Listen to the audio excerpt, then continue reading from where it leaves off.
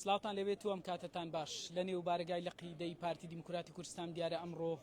کادیر و ڕۆشنبیر و کەسای دیاری دارەی سربەخۆی سۆران یوسفی سۆفی علی بەهۆی جەڵتەی دڵەوە کۆچی دوایی کرد. ئێستا تەرمی ناوبراو کە پێشتر کارگێڕی لە قیدەی پارتی دیموکراتی کوردستان بووە گەشتە نێو بارگای لە قیدە لێرە بە ئامادەبوونی کارگێڕ و ئەندام و دۆست و هاوڕێ خزمانی یوسفی سۆفی علی لێرە گوڵ لەسەر تەرمەکەی دانرێت گوڵی وەفاداری و هەریەک لە ڕێبوار بابکەی بەرپرسی لە قیدەی پارتی دیموکراتی کوردستان و گوتم هاوڕێ و خزم و هاوسەنگەرانی لێرە مەراسی ماڵ ئاوایی بۆ سازەکەن. یوسفی سۆفی علی لە ساڵی 1957 لە گوندی فەقیانی سەر بە قەزای ڕواندز لەدایک بووە، ئاوارەی ئێران بووە، چەندین پلەی حزبی هەبووە، لەوانە بەرپرسی لیژنەی ناوچەی ڕەواندز و دیانە، دواتر پلەی ئەندام لە قیبڕیوە، دواتر لە کۆنگرەی سێزدەی پارتی دیموکراتی کوردستان وەک کارگێڕی لەق دەست بەکار بوو. ئەمڕۆژ لە کاتی چوونی بۆ گوندی فەقیان دیارە لەوێ هەستی بەسەر ئێشە کردووە دوای گەیاندنی بۆ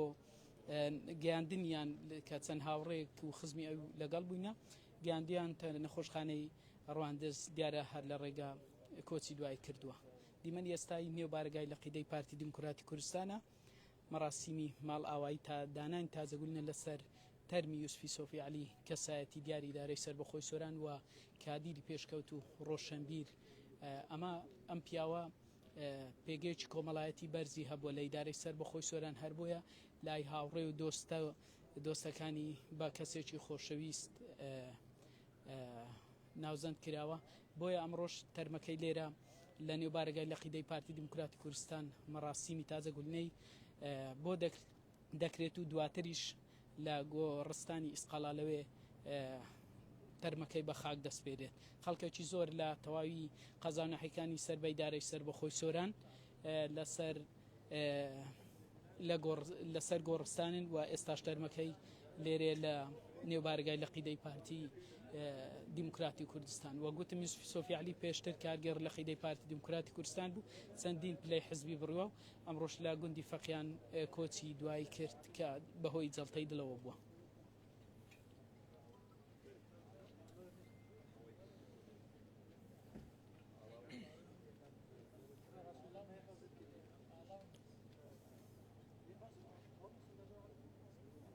یوسف سۆفی علی لە بنەماڵێکی دیاری قەزای ڕواندز بووە، 4 مامی شەهید بوون لە ڕێگای ئازادی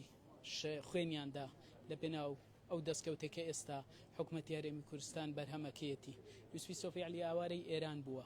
و دوای ڕاپەڕینە مەزنەکەی ساڵی 1991 گەڕاوەتە هەرێمی کوردستان، لەوێ لێرە شەر درێژەی بەم خەباتی کوردایەتی و پارتایەتی داوە. ئەمڕۆژ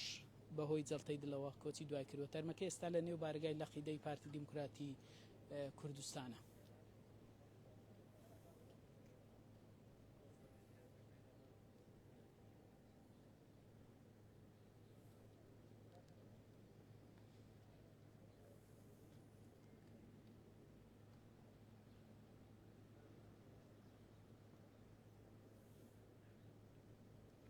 دیارە بە ماڵ ئاوایی دانانی گوڵ لە سەر تەرمی یوسفی سۆفی علی ماڵ ئاوایی لێ دەکرێت لە نێو بارگای لە قیدەی پارتی دیموکراتی کوردستان. ئێستا تازەگولنەی لە قیدەی پارتی دیموکراتی کوردستان لەسەر گۆڕی دائەندرێت کە ڕێبوار بابکەی لەگەڵ ستافەکەی کە ستافی کارگەڕانی لەقن گوڵی وەفاداری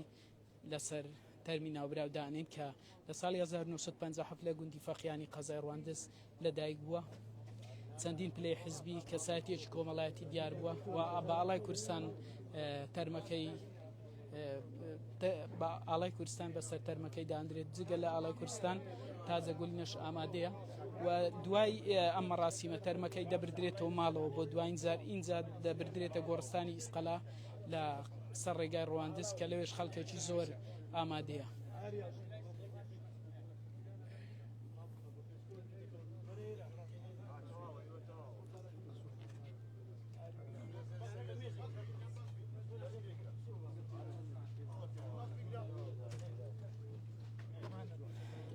ساتی هێنانە خوارەوەی تەرمی یوسفی سۆفی عەلی کادیری پێشکەوتوو و کەسایەتی دیاریدارەی سربەخۆی سۆران ئێستا لێرە تازەگولنێن لەسەر تەرمەکەی دانرێت دواتریش دەبرێتە گۆڕستانی ئیسقەڵە یوسف سۆفی عەلی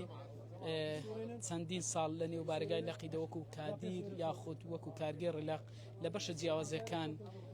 خزمەتی کردووە هەر بۆیە لای هاوڕێ و کەس و کاری کەسێکی ڕێز لێگیرا و خۆشەویست بووە پێگەیەکی کۆمەڵایەتی بەرزشی هەبووە هەر ئەمە شۆکار بووە لە تۆڕە کۆمەڵایەتیەکان مردنی ئەو شۆکە نەربێت لەبەرەوەی ئەو ماوەیە کە تەندروستی زۆر باشوە ئەمڕۆ بە سەفەر چۆتە گوندەکەی لە گوندی فەخیان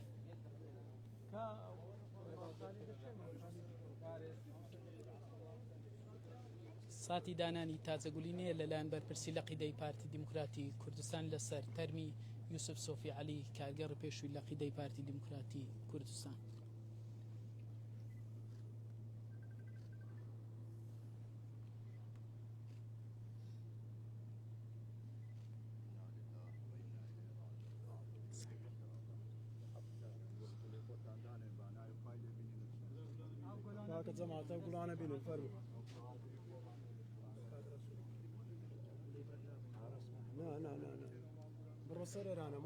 لەلایەن هاوڕێ و هاوڕێکانی و خزم و کەس هاوسەنگەرەکانی لێرە ئەمڕۆ گوڵی وەفاداری لەسەر تەرمی یوسف سۆفی عەلی دادەنرێت ئەمە تەرمەکەیەوە دواتر دەچێتەوە ماڵەوە ئینجا لە گۆڕستانی ئیسقەڵای سەر ڕێگا ڕوانز تەرمەکەی بە خاک دەسپێرێت لێوێش خەڵکێکی زۆر لە ناشتنی ئامادە دەبێت لێرە ئەم گوڵە گولی لەقیدەی پارتی دیموکراتی کوردستانە لەسەر تەرمەکەی دانراوە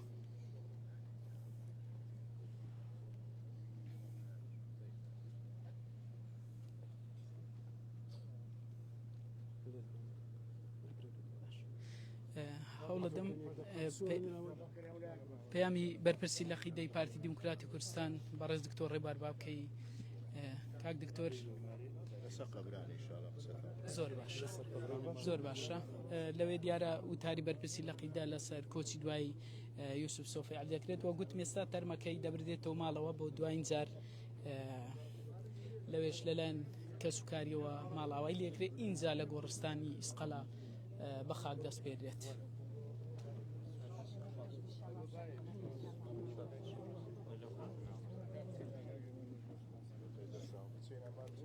بله